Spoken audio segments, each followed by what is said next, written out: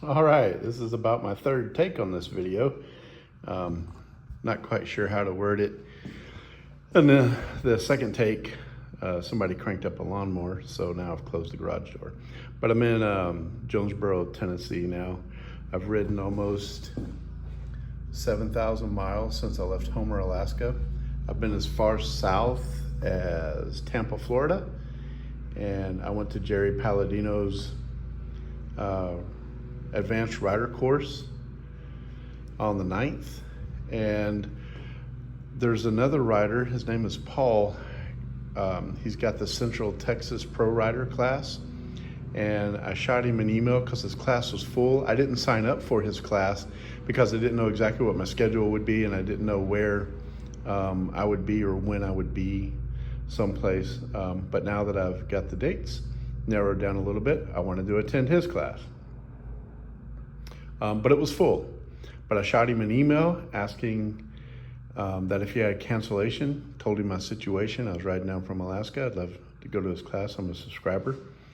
And he shot me his phone number, told me to call him. I did, and he created a hole for me to sign up for his class on the 15th. So I'll be heading toward the Austin area starting today. But anyway, on my very first video, I made a video about my motorcycle and what I pack for this trip. I do this trip, I've done it, I don't know, 3 or 4 times maybe on this motorcycle, and it never fails to excite me. But in the first video where I talked about what I packed on the trip, I actually didn't show much of what I packed on the trip. So here's how my bike is loaded out. I have these 2 bags here that I got from Wing Stuff, and one of them, I could have opened them, has first aid kit, socket set, air plug kit, and a compressor. And I've got various 3mm, 5mm, and 6mm hex wrenches in there, and maybe a screwdriver. And then this bag here, I have just extra stuff. I've got power cables, I got a hard drive, external hard drive, extra set of sunglasses, 2 extra set of sunglasses, 360 camera, mosquito repellent, deodorant. I've got some little soaps and these battery bricks, these Anchor battery bricks. I've got 3 or 4 of those. Some adhesive. Anyway, the way I load this out is the one that I'm least likely to get into, which is the toolkit one. I hope I never get into it, but sadly I have to carry it. But I normally carry that one in my left saddlebag. Since it's the lowest, I figured it'd be the least likely one for me to get into. And I normally can put some towels and things back in here when I put the bag in here. And I can go ahead. And then over here, I put the other one with all the little cables and stuff, because I do get those out at night to charge all this stuff back up overnight. And then up here in the trunk, I carry my clothes and extra pair of tennis shoes and my cleaning stuff right here. As far as clothes go, I generally overpack, but this trip I did not.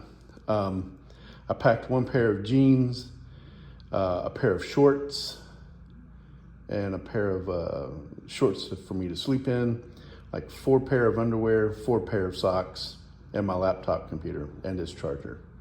I probably couldn't have brought the laptop computer because I haven't even turned it on yet. I've done all this stuff with this Apple phone. And then what I decided to do when I packed like, I don't know how many t-shirts, 4 t-shirts, whatever. They were old t-shirts that I didn't plan on keeping. So as I started out riding, I would wear the shirts for a couple of days. And when I started out, let me get to here. This is my first gear riding suit. I've got my jacket, my waterproof jacket, waterproof pants right here, and then the liners that go in them down here. And then here I have a cooler. I keep just a few beer in here, and I keep a Yeti thermos of water and some little odds and ends. I don't ice it. The ice just melts. Stuff gets warm anyway, so I don't even bother icing this stuff. I don't care to drink warm beer. Some people don't. I just simply don't care. And a couple of Gatorades. So that's pretty much all I've got now. But when I started, also on this, I had an inflatable sleeping roll. I had a two-man tent. I also had a sleeping bag. I think that was it. So the reason I don't have that anymore is because my fat ass is just getting old, and I don't like camping. On my first night, when I got into Yukon territory, it was like 30 degrees. It was so cold. And I had actually rented a tent at Discovery Yukon Lodgings. And when I asked if they had a heater in the tent, they told me no, they don't have heaters in the tent. I was like, well, let me upgrade to a cabin then, because I was cold. And I wanted a shower. I was achy. And so I upgraded to a cabin, and I was good. The next day, I take off, and I rode to Whitehorse, Yukon, pitched my tent at the Robert Service Campground, and it was cold then, and the sleeping bag I had was a 50-degree sleeping bag, because last year when I rode around and I wanted to camp, it was so flippin' hot, I couldn't camp, and I had a mummy bag, and it was just too hot to camp, and I can't sleep when it's really hot. I like it when it's cool. So, at about 1 o'clock in the morning, some tweakers are like hollering at the tent for me to wake up, and they wanted to borrow a charging block so that they could charge their phone. I was like, yeah, this isn't gonna work. So I had most of my crap already packed anyway, because I was gonna leave early in the morning. So I made my way out of the tent, rolled up my sleeping bag, just in case you need it, because you're in the Yukon. If you break down, you might need to stay warm. And I left. I checked into a hotel at 2 o'clock in the morning. Robert Service Campground used to be a great place to camp. I always stopped there, going either way. But now that the city of Whitehorse has taken it over, social services has gotten involved, and they house homeless people there at the campground. And I was the only non-homeless person there. And anyway, it didn't go over too well. So I left. By the time I got to the United States, I'd bought a new tent, a dome tent that would give me more room, because I'm kind of big and I'm old and I don't like crawling around on my knees, and I can't get dressed sitting on the ground, so fuck camping. But I gave it another shot in Coeur d'Alene, Idaho. And when I got up from that, I just let the original air mattress I bought was one where you have to step on the pillow and air it up, and that took like a half hour, and it didn't get really firm, so that was a bust. I stopped at Canadian Tire, which is like, I don't know, like a Canadian Walmart kind of thing, and I bought another air mattress that you just throw on the ground. You open a little cap on it, and it self-inflates. You open the cap, you roll it up, it deflates. I liked it. It was comfortable.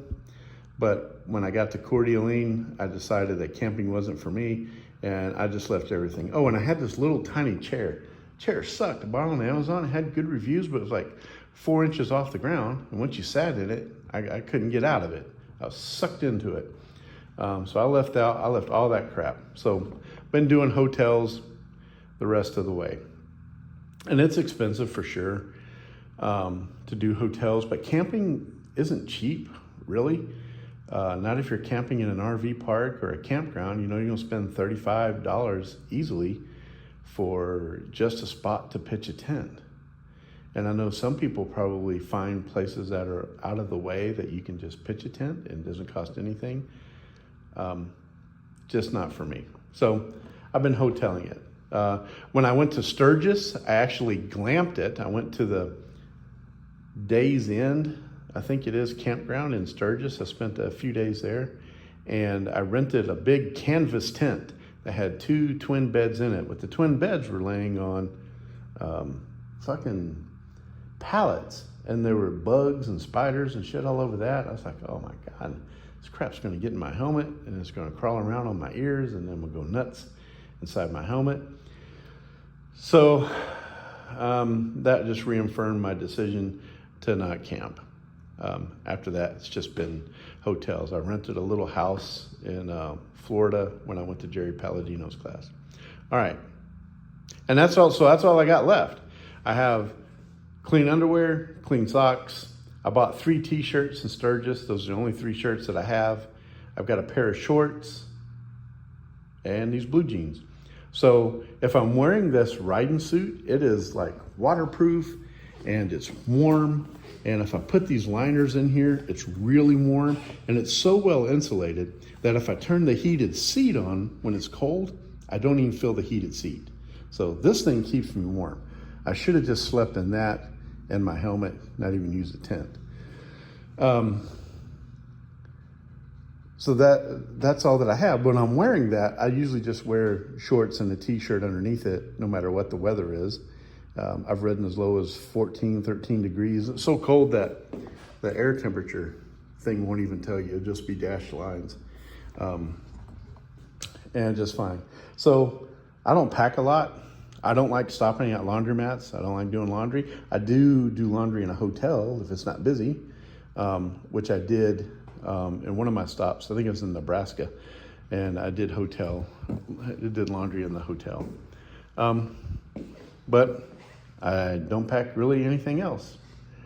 It's go light and go fast and enjoy it. And that is what I pack on this motorcycle.